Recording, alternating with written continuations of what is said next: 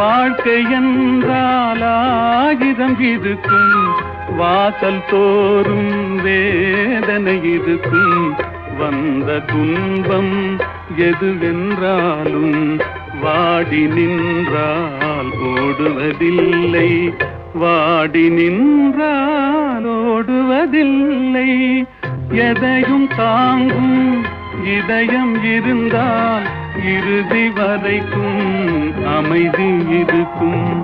மயக்கமா கலக்கமா, மனதிலே குழப்பமா, வாழ்க்கையில் நடுக்கமா.